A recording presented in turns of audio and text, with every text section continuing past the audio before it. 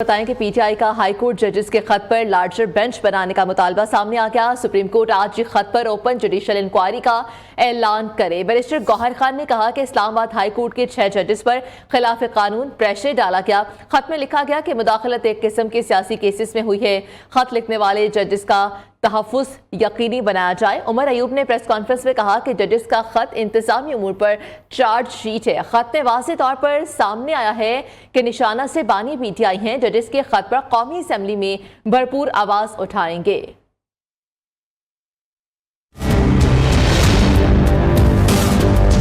یہ ججمنٹ ان پریشر میں دیے گئے ہیں، ان کی کوئی لیگل وقت نہیں رہی، اور ہم سپریم کورٹ سے مطالبہ کرتے ہیں ایک بار پھر کہ ان کی انکوائری کرو، ان کی انویسٹیگیشن کرو، اس کو ڈیپلی دیکھ لو، وہ اقدامات کیے جائیں جس سے عدلیہ کے انڈیپینڈنٹ ایک مرتبہ پھر انشور ہو سکے۔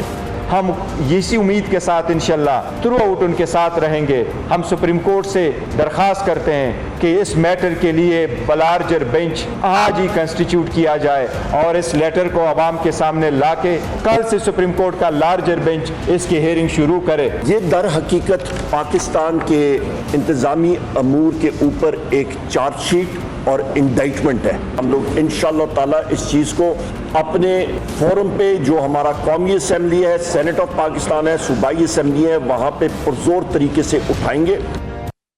سپریم کورٹ میں ہائی کورٹ ججز کے خط کی اوپن کورٹ تحقیقات کے لیے درخواست گزار نے موقف اختیار کیا ہے کہ اسلام آباد ہائی کورٹ کے ججز کا خط ایک طے شدہ منصوبہ لگتا ہے۔ ججز کا سپریم جوڈیشل کونسل کو خط عدلیہ کو سکینڈلائز کرنا ہے۔ ججز نے اپنے خط میں بانی پی ٹی آئی کے صرف ایک مقدمے کی مثال پیش کی۔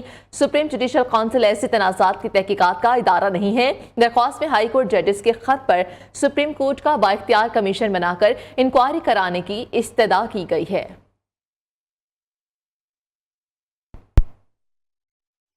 اسلام آباد کا ہائی کورٹ کے ججز کے خط پر گہری تشویش کا اظہار۔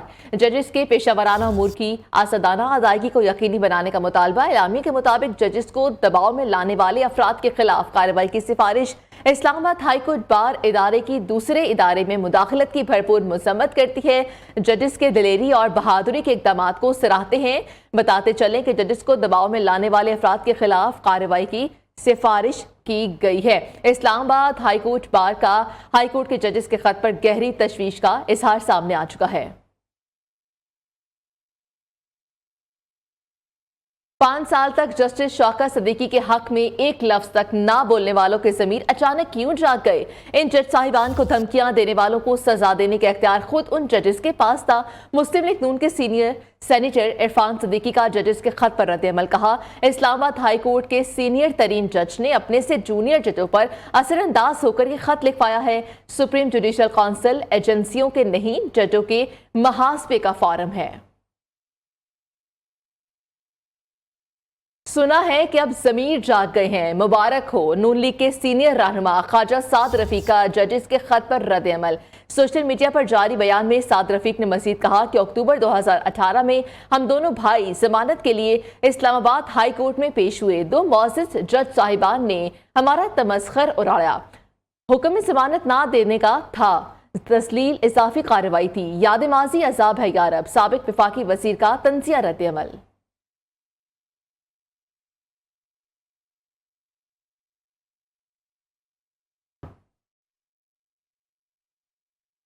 پشاور ہائی کورٹ سے خیبر پختونخوا کی اپوزیشن جماعتوں کو بڑا ریلیف مل گیا ہے۔ مخصوص نشستوں پر حلف لینے کی اپوزیشن کی درخواست منظور کر لی گئی۔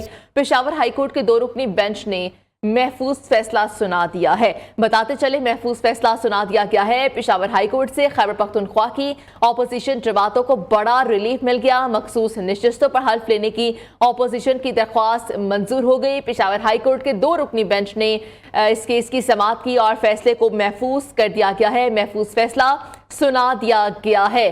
پشاور ہائی کورٹ سے خیبر پختونخوا کی اپوزیشن جماعتوں کو بڑا ریلیف مل گیا ہے۔ مخصوص نشستوں کا معاملہ تھا۔ مخصوص نشستوں پر حلف لینے کی اپوزیشن کی درخواست منظور۔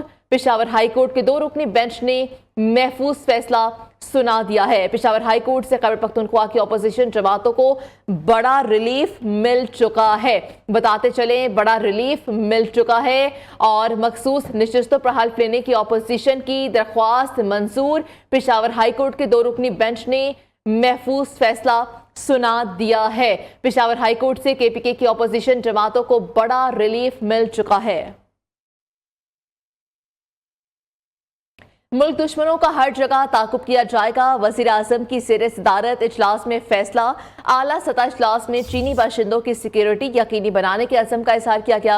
वजीर आजम की चीनी बाशिंदों की सिक्योरिटी फुल प्रूफ बनाने की हिदायत। इजलास में वफाकी वज़रा और आर्मी चीफ समेत सिक्योरिटी एजेंसीज के सरबराहान, आईजीज और दीगर मुतल्लिका हुक्काम भी शरीक हुए। हुकूमत का चीनी बाशिंदों पर हमले की तहकीकात के लिए GIT बनाने का ऐलान। शांगला में हमला करने वाले दहशतगर्दों को ढूंढ निकालेंगे। चीनी समेत गैर मुल्कियों के तहफ़्फ़ुज़ के लिए हर मुमकिन इक़दाम करेंगे।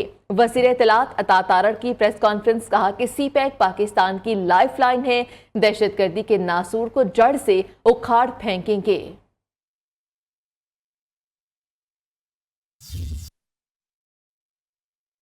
जैसे ही बिशाम में ये चीनी बाशिंदों पर बड़ा अफसोसनाक हमला किया गया, वज़ीर आज़म ने तमाम मसरूफियात तर्क करके चीनी सफारत खाने का दौरा किया।